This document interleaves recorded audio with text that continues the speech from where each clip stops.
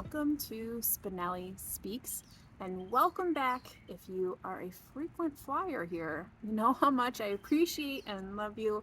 I hope to speak with you in the comments, and if you're new here, I hope you stick around and hit that subscribe button. Today is another Friday Reads, and I have a really exciting thing that I'm going to be talking about today. I'm like so excited. Anywho, let's talk about first what I finished from the previous week. From my last Friday Reads, you know that I was reading Nora Roberts' Bay of Sighs. I took this along on a family vacation to the beach, lake, not ocean, but still a beach, and started it there but was unable to finish it.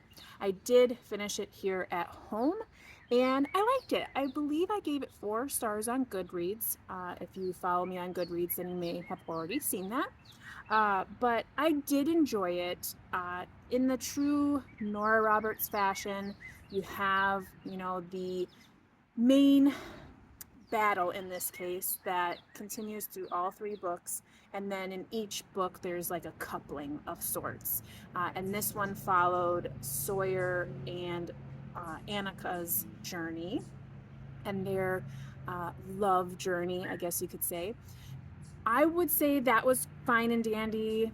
It's not any different from any other love story that Nora writes. But I will say, as far as the battle part, so in this series, the 6 people that we learn to know are the guardians of these stars that 3 goddesses created many centuries ago, and they are to find them and bring them back to these goddesses, because there's another goddess of lies and deception who's trying to get to them. So they find another star and there's a battle, and I have to say it was very lackluster.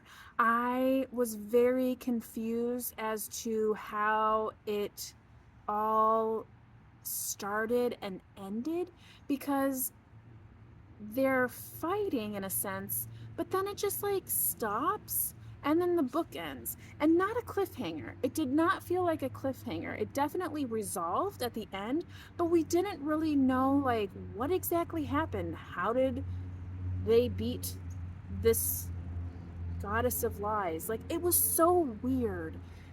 I wasn't happy with the ending, how it went down. Like, the book was great, and like I said, I gave it 4 stars, but like I was very confused as to why there wasn't a full description. Nevertheless, I started the 3rd book because I wanted to immediately know, like, are they going to say more?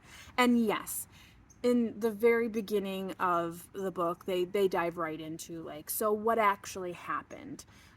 What happened between these 2 characters, and they describe it. So I guess this book was supposed to end on a cliffhanger, but it really wasn't a cliffhanger in the way that she wrote it. So again, great. I gave it 4 stars.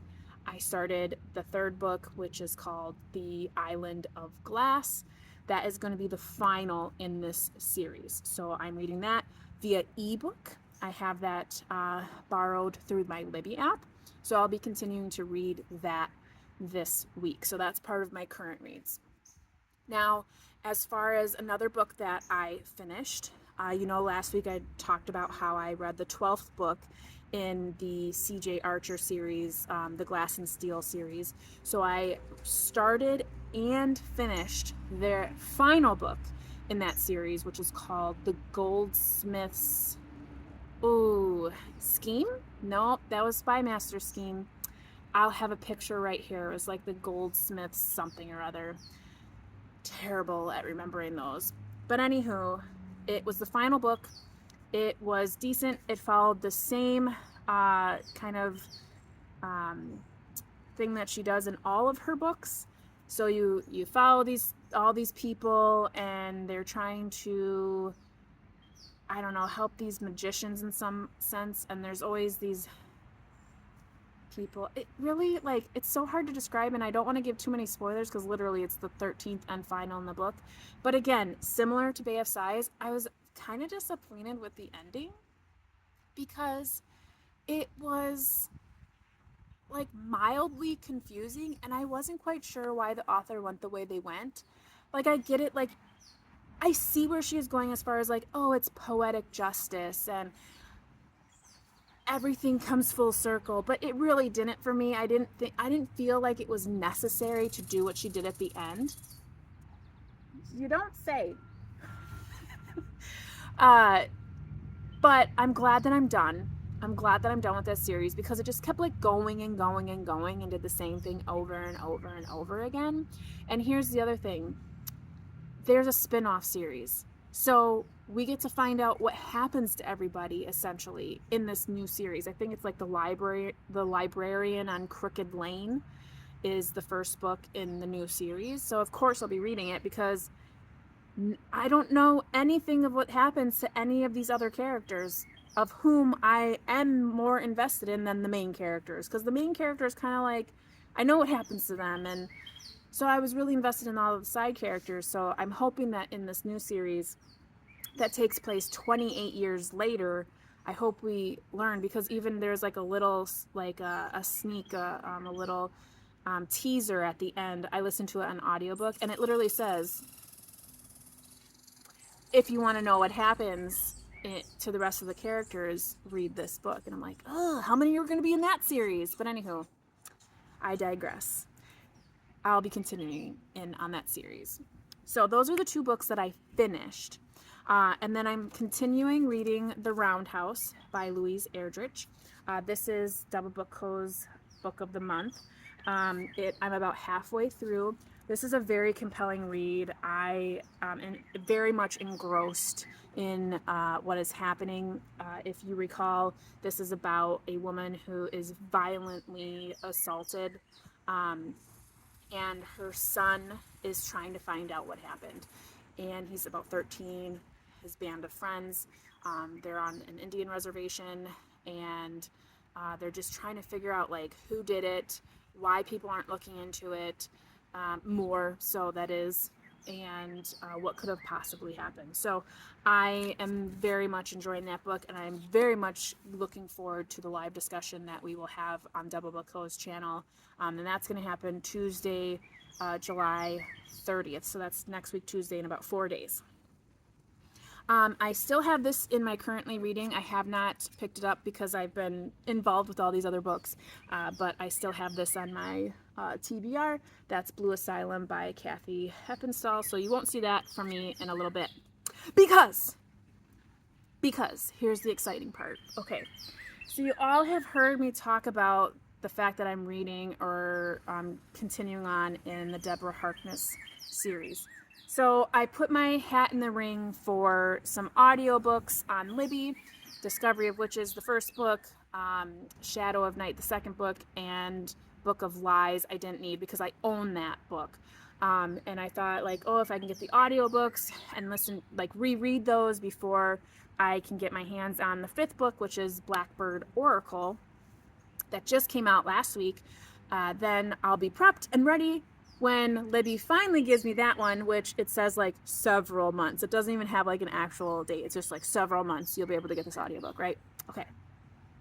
So I was like, okay, let me see if the library has like hard copies and I'll just reread them physically, right? So I was able to borrow Discovery of Witches, Shadow of Night, and then, like I said, I own the Book of Life. You're wondering, why do you only own one and why is it the third one? Because I found this at a thrift store and I bought it, of course, and so I have to wait until I find the other ones before I can buy those. So I have these three to read now, and I'm excited to do that because at some point I will get my hands on Blackbird Oracle. And so I like put myself on the hold list for my library, and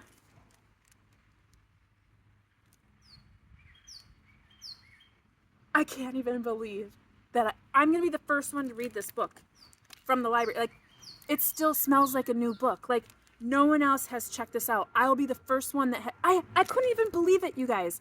I could not even believe that this was available at my library. I couldn't even believe it.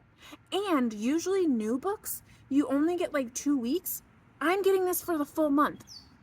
So I will still have time to read these 3 books and then still be able to read this in the month. Because if I just read one of these per week, which is going to be hard because they're big books, I will be able to read this in time without having to read this first and then read these and then be backwards and everything. And I'm not going to reread Times Convert because I literally just read that. But I mean, this is like, no one has touched this book yet. No one. It smells like a new car. Oh my gosh, I'm so excited. I cannot believe that they had this. I cannot believe that they had this. I'm in shock. So, Pamela, I'm going to be able to read it. I'm going to be able to read it. I'm so excited. I am so excited. So here's my plan. I am going to try to read all of these books 1 week at a time so that I can, in 4 weeks, which is how long I have these books, I can read them in order, so to speak. So I'm not going to reread the 4th one because, you know, I just reread that, or just read that. So that's my plan. So I can't start until I finish my book club book. So I'll finish this weekend, and then I'm going to get started on these. And I'm overjoyed. I am overjoyed.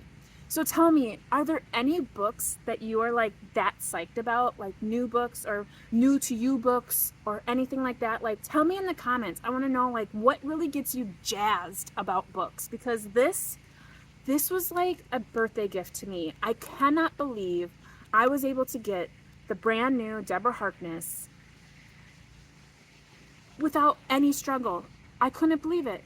I'm still in shock. And then to be the first one to be able to read it. Oh, I don't have to wait for it or anything. I'm so thrilled. So anywho, that's what I finished this past week. That's what I'm currently reading. That's what I'm going to be looking forward to. So you're going to be hearing a lot of Harkness in the next couple of weeks, but I hope you're here for it.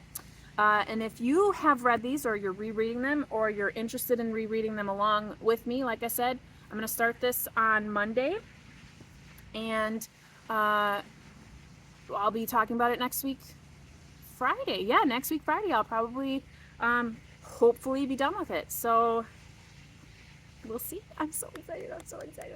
Okay, so I hope you're reading something fantastic, taking care, staying safe, and as always, you know how it goes. Happy reading.